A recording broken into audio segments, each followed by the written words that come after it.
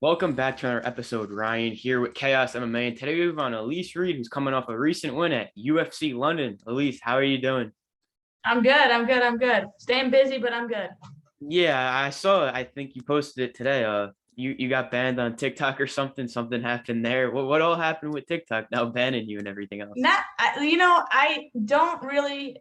I'm not the best on social media. I'm trying to get better, and so someone was like, "You should do a tick. You should have a TikTok."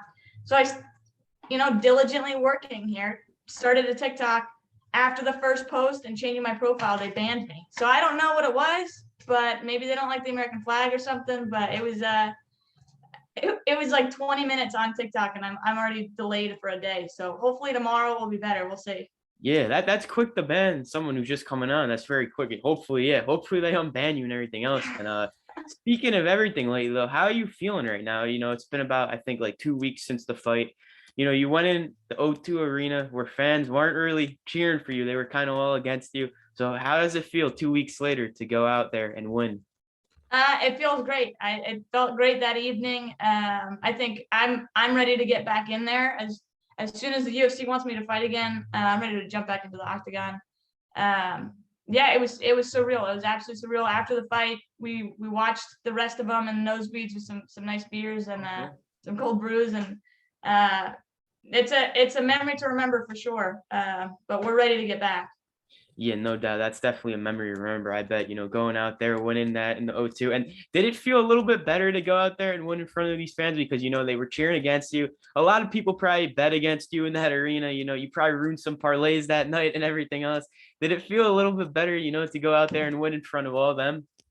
Yeah, I think a lot of people talk about being the underdog and how that's a motivating factor. And I think my career, my professional career at least, a lot of the times I've been that underdog, and I thrive in those environments. So if I ruin the day for some people, I also made the day for some people. I mean, 2-1 odds, you can't complain there. I think I ended at a two plus 285.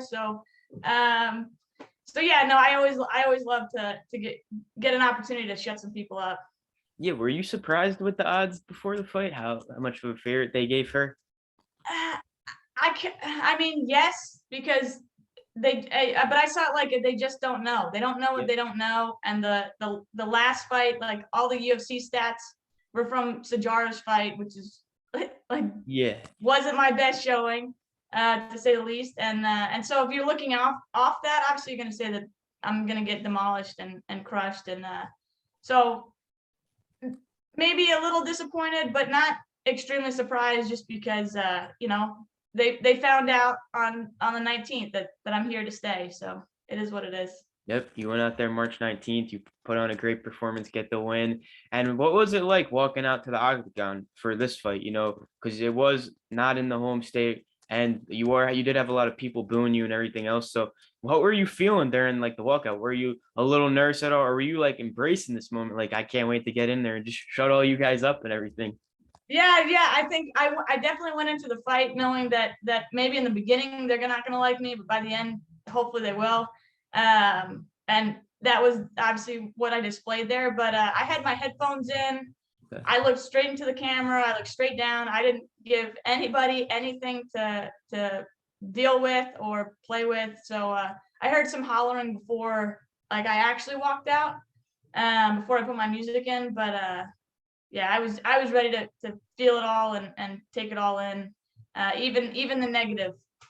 Yeah, no doubt. And you said with celebration, you watched the fights afterhand. Did you do anything else after that? No. Did you celebrate anywhere else in London that night? Have do anything else? So that night we went to the fights, and we went back to the hotel. And obviously, and that was the first experience with me. It gets Yeah. crazy when people realize where the UFC fighters stay. So that was pretty cool. That was pretty surreal. We actually stayed in London a few more days, and then went to Scotland for a few days, Oh, okay. and I played golf there. So we made it a little trip for sure. We made a little victory lap for that next few days. How was that golfing in Scotland? Was that was probably amazing, right? Was that like a great time for you? Yeah. I played golf in high school. My dad and I play golf regularly. Not as regular as we would like, but obviously if you're in Scotland where golf was created, right, invented, you don't play golf, it's like that's the one thing that you should do there. So no, it was great. It was a great opportunity to spend time with my family and check a little thing off my bucket list. Yeah, seems like a great time and everything else. And something about the fight I wanted to ask you about too is how about your striking? You know, you were landing that right hand throughout that whole fight. And was that something you were kind of working on during the camp, you know, landing the right hand, out striking her? Was that something you were really working on this camp? Because it looked like you really were. Yeah, I mean, I think I'm I'm always trying to evolve both in takedown defense, ground, and striking. The fact that I could land that right hand so quickly and solid was just as much of a surprise and excitement for me. I think we thought she was going to press a little bit more, so I think I was going to have to be a little bit more evasive and use my jab. But when she just stood in the pocket, I'm gonna throw what I know I can you hit hard with, and so that's how that right hand came out. And if it kept working, so I didn't have a reason to change it. But I love throwing hard. I love throwing a strong right, and unfortunately, she just stayed exactly where I needed her to be to make that happen. Yeah, were you surprised like she didn't adjust at all? Because you know it was landing a lot, and then we saw each round. You think at the end of this round, oh, she might adjust to this, change it up, but you just kept seeing she didn't adjust it. So were you a little bit surprised by all this?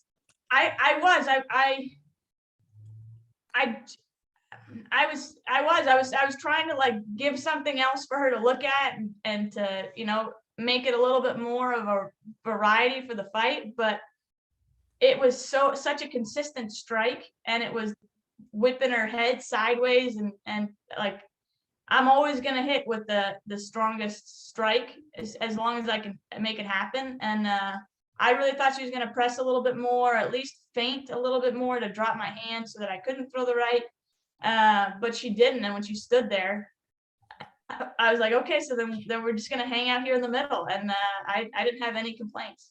Yep, kept landing throughout the whole fight. And I think it Yeah, was yeah. during the walkout and everything else. I can't remember where I heard it from, but someone did say Corey does have the striking advantage. And then we saw during the fight that was clearly not the case. So did you see this at all? You know, before your fight or after the fight? Did you hear that? And what were your thoughts about that?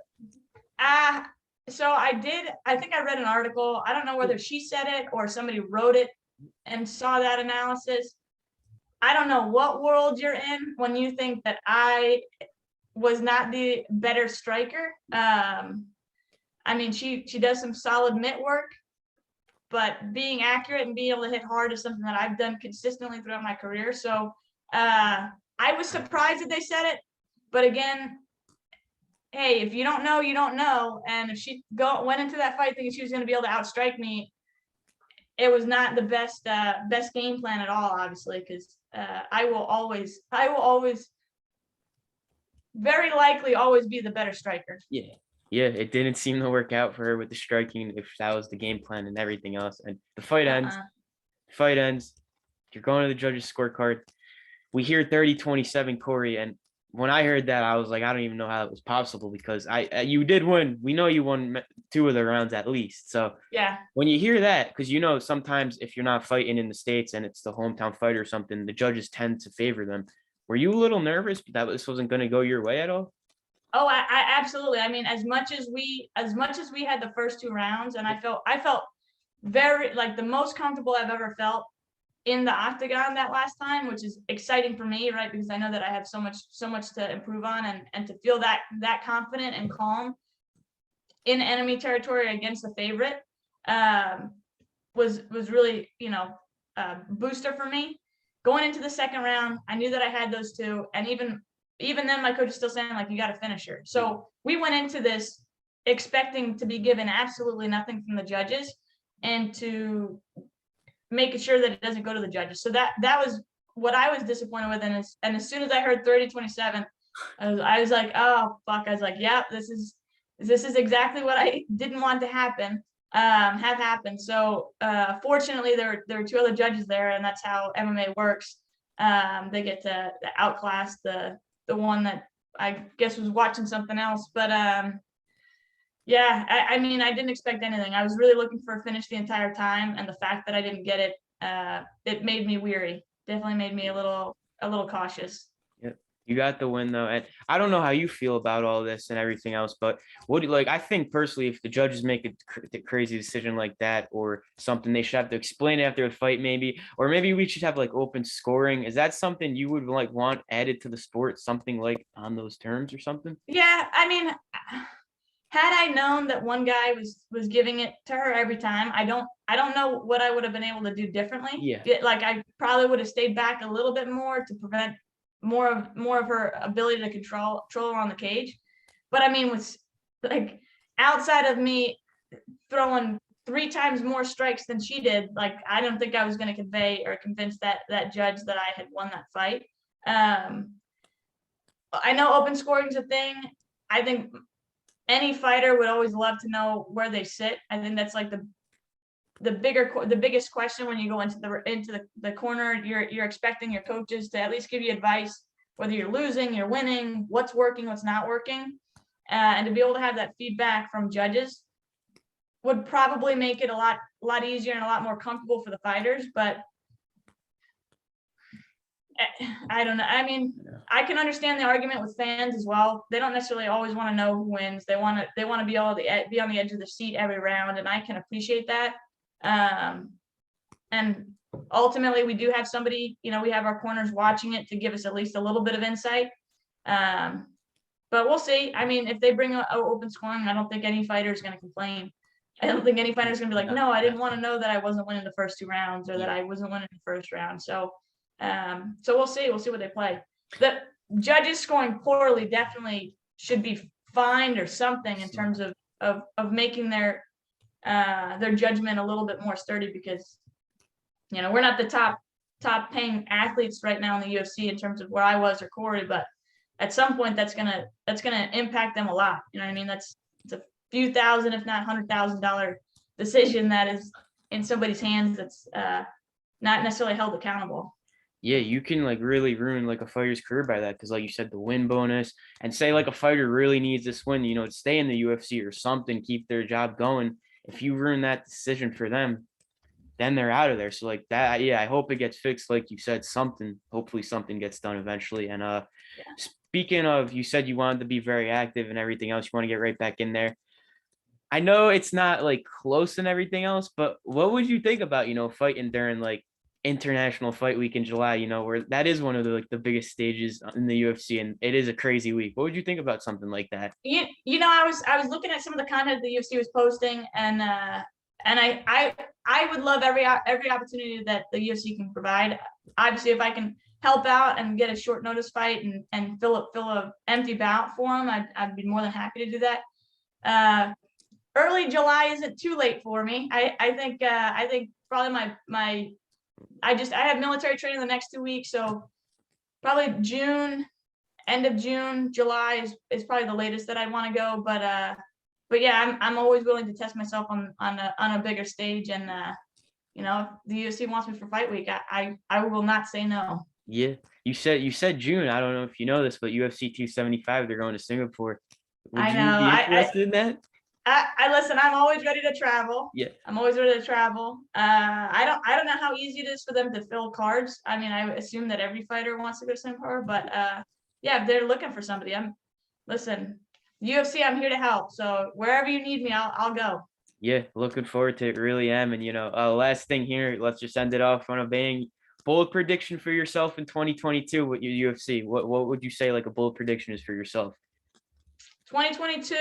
Well, I'll have at least 2 more fights, and I think early 2023 I'll be top 15, if not more. I think the next 2 fights will be able to validate my position a little bit more in the UFC in the strawweight division. So end of 2022, you're looking at a close ranked fighter, if not early 2023. I look forward to it. I really do. I look forward to the rise of your career and everything else. And thanks again for taking the time. If you want to thank any sponsors, shout out any social media, the floor is yours. Yeah, no, thank you. So Kickside Martial Arts, my school, John Cannabis School. I partnered up recently with Chow Meals, who's a veteran-owned organization, run. Their meals are amazing. and they're looking to help other veterans and wounded warriors as well with their opportunities. So looking for a quick, very tasteful meal. That's going to be Chow Meals, and I'm very excited to be on the team with them. Yeah, no doubt. Thank you again. I really appreciate it. Have a great day. Thank you, Ryan. Thank Yes, you. I You appreciate too. it as well. Yep. Have a good one. Bye.